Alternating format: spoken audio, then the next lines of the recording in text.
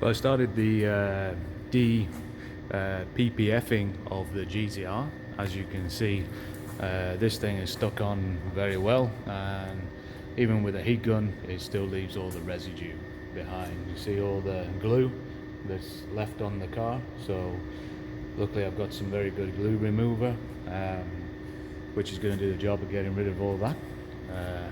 But it's not as easy as you think to get off.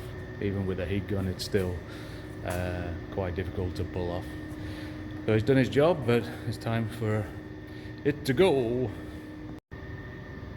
Okay, so that's what's left of the front bra of the GTR PPF.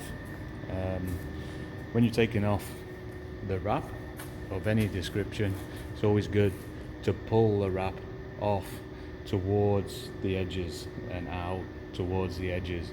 Less chance of any paint coming off the car, because you're basically not pulling on the edge and lifting it out, you're taking it that way and off the car.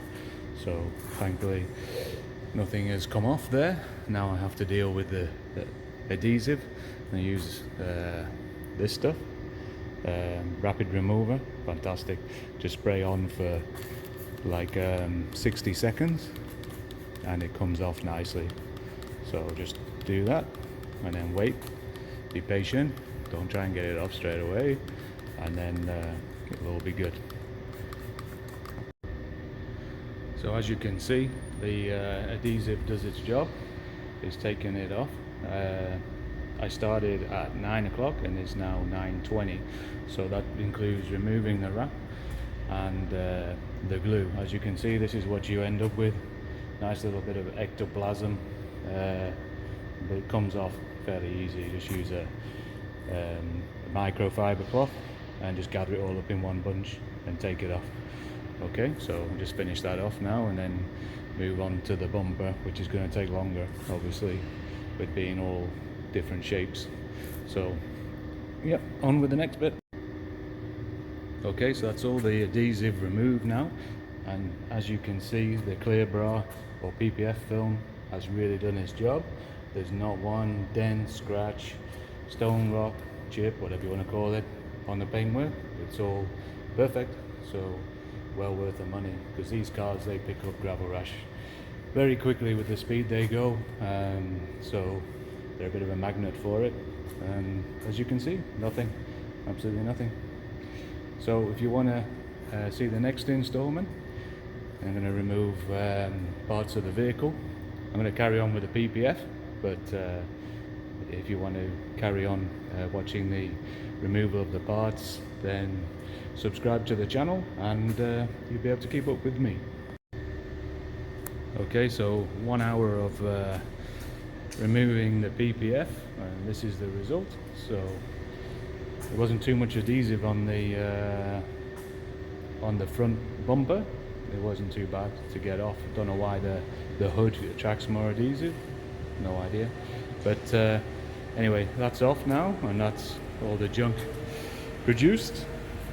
So the fenders removed, all the PPF and the bumper all removed. So we're all good, ready to move on to the side skirts, and the mirrors I think have PPF on as well, so to remove that, and then the rather tasteless sticker is coming off as well. He wanted me to remove that, so that's coming off now. Okay, I'm on to the removal part now. So to remove these knacker vents, you have to go underneath the hood and start removing this soundproofing or heat shield, whatever you want to call it. So basically you have these plastic grommets, which use a plastic removal tool to pull out and keep your hand over it so you don't lose it down into the engine, which, as you can see, you ain't getting it back if you do, so you have to be very careful. And then once we do that, we have access to the vents themselves with what looks like 10 or 8mm nuts. I think they're 10. Yeah, 10. And then the screws there, the 2 screws from memory, I have to take those out so the whole thing separates and comes down. So easy as that. And then keep everything in a bag so you know what it belongs to, and then everything goes back in order and you don't miss anything when you put it back together. Okay, starting a bit of the removal just so I can do the paint correction with no obstacles in the way. So I'm going to remove these side vents, and these are pretty easy. They're only stuck in with 3M tape. So in order not to scratch the paint, you just use the rag with a squeegee inside, right? Use the hard edge and just work your way underneath and then up like that, and it separates, no problem. And then just work your way up, pulling it, and then when you get to the top it just pulls down. Okay, can't do it with my phone in my hand, but that's how it's done. As you can see, it was just 3M tape holding it on. Use the heat gun as well, just to make it easier. Soften it up before you pull it off, and then it's out.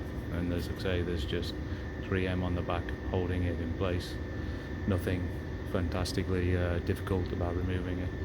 Okay, now on to doing the badge. Basically the same procedure with the emblem as with the vent. Just heat it up first with the heat gun, and then use the plastic scraper and the what's it called, the cloth, to stop it from scratching, and just prise your way around, and then off she comes. Lots of glue, 3M tape to remove as well, which is nice. But there you go, that's off. Very simple.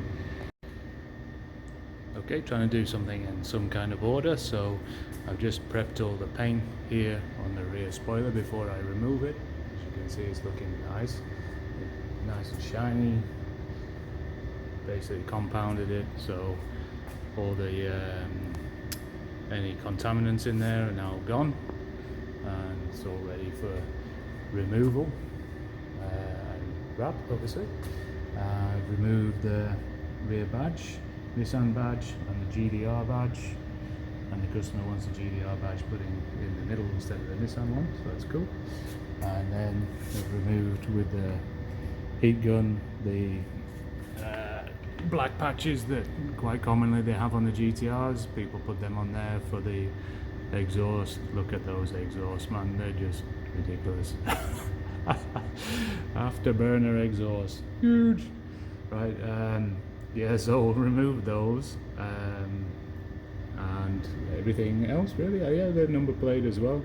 And now we have to remove the spoiler, wing, and that's a game. That's quite a bit of a job to remove the spoiler, but thankfully I've done it before, so I'll remove that, and then I can basically decontam the trunk and start thinking about removing the rear bumper.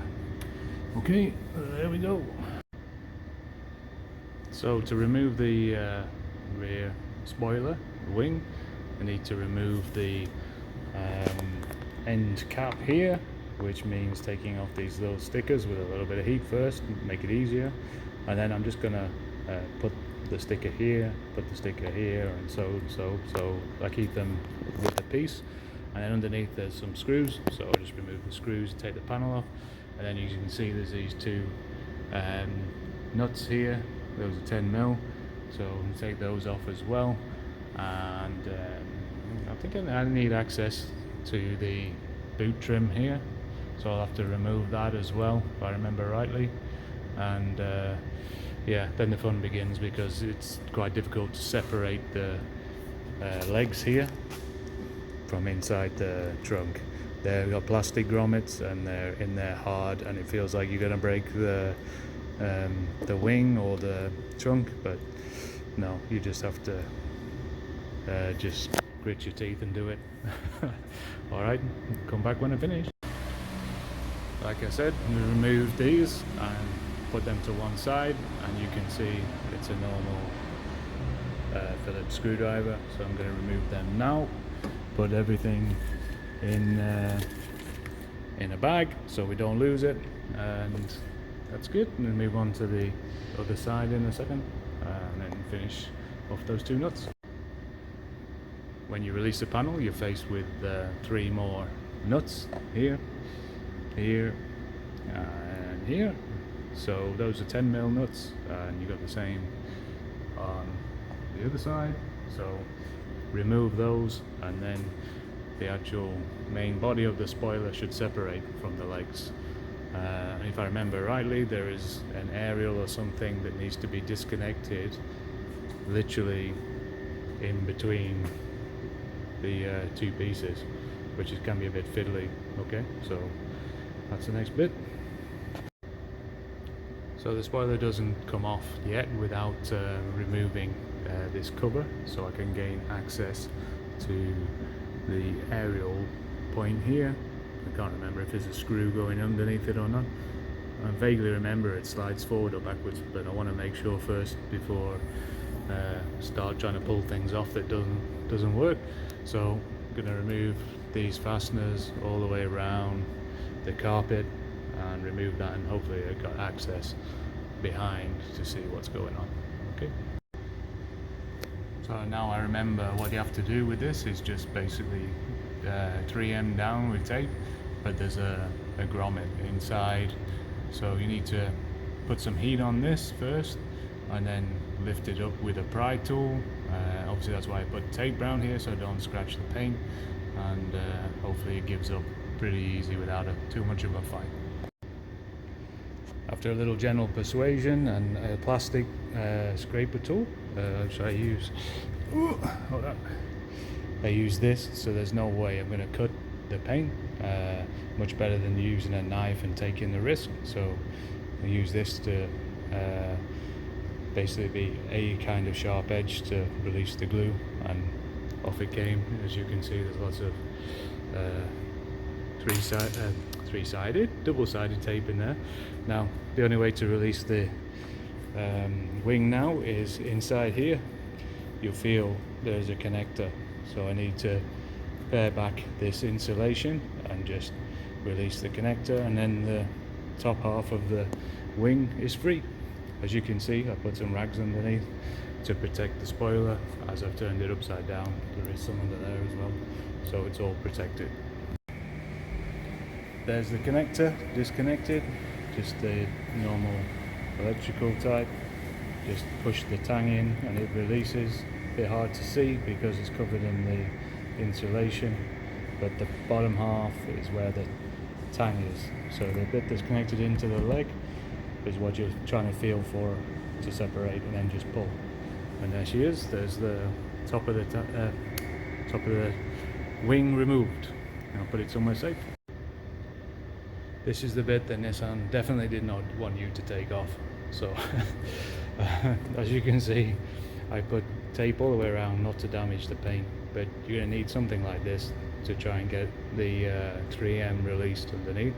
It's only got poppers in like this, but bigger, like this kind of size, but you have to free the tape first, and then it comes off with a horrible cracking sound and big relief from you. But I'm working my way around it now, and it's taken a while, but I'm getting there. And maybe we can see underneath. No, I don't think so. Well, you can hear it. It's clicking, right? That's the fasteners holding, but the glue to the left side and right side and at the front. So you need to work your way around, be patient, and then it'll eventually come off. Move on to removing the rear tail lights, and going to be the rear bumper eventually, but starting off with the rear tail lights, I have to remove the black plastic on the back of the trunk here, connecting to the bumper. It was easy with just the clips that are in here, and one in the middle, and then another one there, and another one up here. Very easy. Just keep a bag with everything and push that forward, out the way. That's not the bag, here's the bag. And then the lights are going to be these 8mm, yeah, 8mm nuts, sorry. And there's another one up there, and then you've got the light cable the lights cable coming through. I've just disconnected it and onto there, and you'll need to remove some of the fasteners from the carpet moldings. Okay, there's two down there. There's one, there she is, right up there, which needs to be loosened off just so you can move it out of the way a little bit, and that's it. It's easy as that.